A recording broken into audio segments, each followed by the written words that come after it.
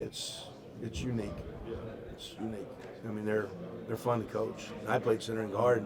I don't know. You ever watch us practice when we get there? I can't stand at umpires. I'm standing. In fact, I'm getting so old I can't protect myself good. I'm worried about getting rolled up and killed out there one day.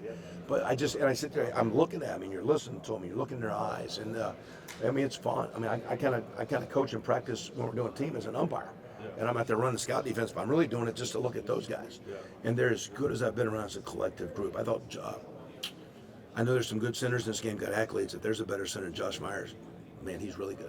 And with Billy Price was awesome. I saw Pat from afar. And I had a kid at Indiana, Dan Feeney's having a heck of a career down at San Diego Chargers. I've seen some really good in Davin Joseph, phenomenal inside guy. Josh Myers can be as good a center, collectively smart and strong and tough.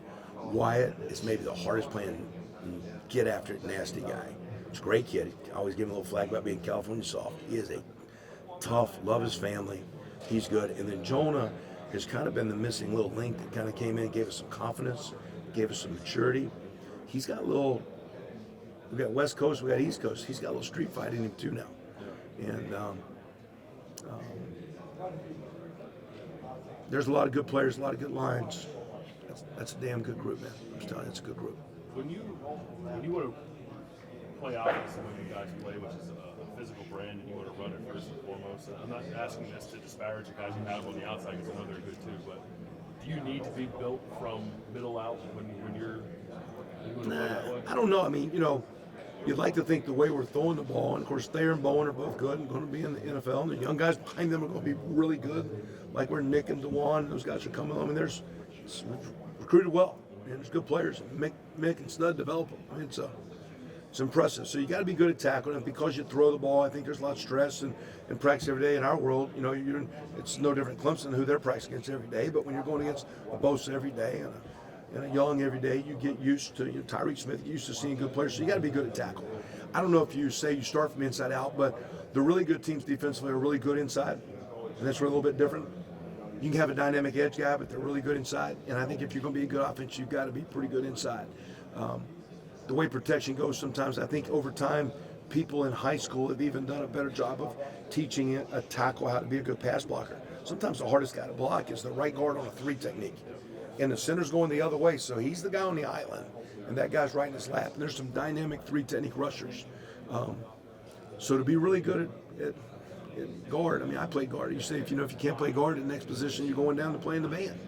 Because if you can't play guard, but the really good teams are really good inside. It's like you don't take that position you take it for granted a little. Just go play guard. You can't play tackle, move into guard. The really good teams have great guards. Great centers. Of course, at center, we've been fortunate to have some phenomenal centers. We lost some good players last year, but in preseason, you guys were talking about losing the guys, and okay, we lost some guys. They were good players. These guys are going to be really good. You can just tell it. And for them now to prepare and do that week after week, I think it gives credit to Stud. Because the deal is, he's got to get those dogs ready to go hunt every week now. And there's a way you got to build. You can over-practice and beat them up and wear them out. You can become soft and do too little. There's a fine line of getting those guys ready to play. Coach Stud has done a phenomenal job of getting those guys ready to play each week. They played hard. Now, they miss some stuff, but man, they come to play. They play hard. It's fun. How difficult is it for Josh to do what he's done in his first year as a center? I know it took us some time to build up to even be able to start. The only thing, though, I mean, as a young guy, like I remember at the bowl game 2 years ago, I grabbed him and I go, you watch everything Billy Price does to a T. Watch him warm up, because Billy Price is one of the best practice players I ever saw in my life. And so he did have some good visuals. Mike Jordan's a good player. I thought Billy Price was a phenomenal. So he had some good visuals. When you go against our defensive line every day, the way we do the individual drills and the inside running drills, you get used to going against Devon and BB and those inside guys. So I think what he was around, the way Mick and Stud train, and who he competes against, I don't know if he couldn't have done. I mean, you have to have the talent to do that, but because the way we practice, he was going to develop. It was going to happen, in my opinion. Have the offensive coaches had to really slow Justin down as he's dealing with his knee injury in terms of practice, or does he kind of know where he's at, and has he done a good job of maintaining a decent pace as he rehabs? Yeah, I mean he's doing everything, and I think the only thing we'll do sometimes if a play gets extended and he's in a running mode and he takes off running, I think Ryan will toot the whistle just not to extend the run. So he's out there, makes a plan out in open space, and it's a 30-yard play. So if he takes off on a scramble, after about 5, 6, 8 yards, he'll toot the whistle instead of letting it play out. So I think Ryan's just trying to manage a short whistle when he's running. But other than that, he's doing everything from individual, all the running, dynamic warm and stretching, the whole game. He does it all. He looks. I don't know if he's 100%, but he looks healthy. He looks healthy. He said he was 85%. That he was hoping to wear the smaller brace for the game. Braces. Whatever. I mean, that brace is going to slow him down. He's fast. A brace would slow me down because I am slow. All right. Kevin, what are your thoughts on Joe Royer? I mean, what stood out in his recruitment? Joe Royer? Yeah. One, Joe had a bunch of offers and we didn't offer, and he had to come to camp and earn it. And he came and had a kick-tail performance in a camp setting. It was off the chart. Because we didn't know. I saw him in a spring workout, and we didn't know what spring practices in Ohio, and they were lifting and running, and like, okay, he's still tall, he's skinny, is he a receiver, is he a tight end?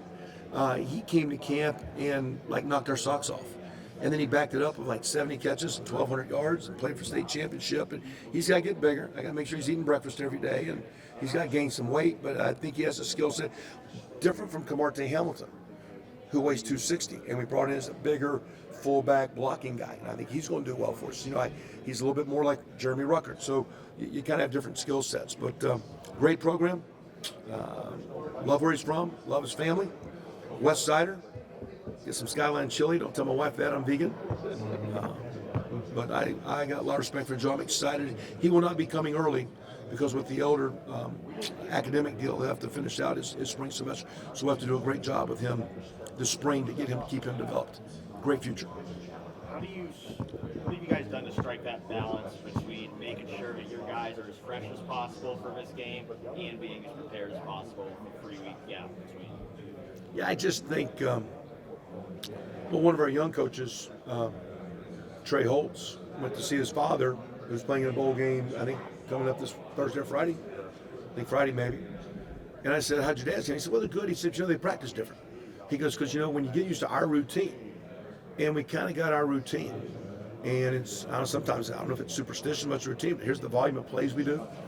They change this week to week based on the structure of what you want to emphasize and whatever, but, kind of here's what it is. And Coach Dave's been pretty adamant this year of kind of not being regimented, but staying to it. And I think our guys are ready to roll. We had a little bit of time off. I think giving our kids a chance to go home and see their families for a few days was kind of key, because it's more about mentally being fresh than physically. So I think both teams are about in the same place, and it's going to be a fast and a physical game for Saturday night. Kevin, how have you seen J.K. sort of grow in his ability, his vision to know when to sort of go with the flow of running play or when to cut it back against it and find those open passes? Yeah, and I'm not a runner, but I've been around a bunch and coached line forever, and I've had some guys. I thought he had a great freshman year. I answered this one a little bit earlier with someone else. I thought his freshman year was like, wow. He came in that spring. I thought he was hungry because he had injured his high school year, and very mature. Like, wow, good, had a great year. His second year, because the first year was so good, I thought he was looking for the big play all the time, trying to have the big year. I think this year he got back to some fundamentals, some basics of just running hard and trusting what you see and being instinctive and sticking it. Sometimes you come out, and sometimes you don't. But I think the big plays and the big years happen because he's been a great practice player. And he's not trying to make a big play. He's not looking for a big play. He's trusting his read. He's trusting his line. He's running.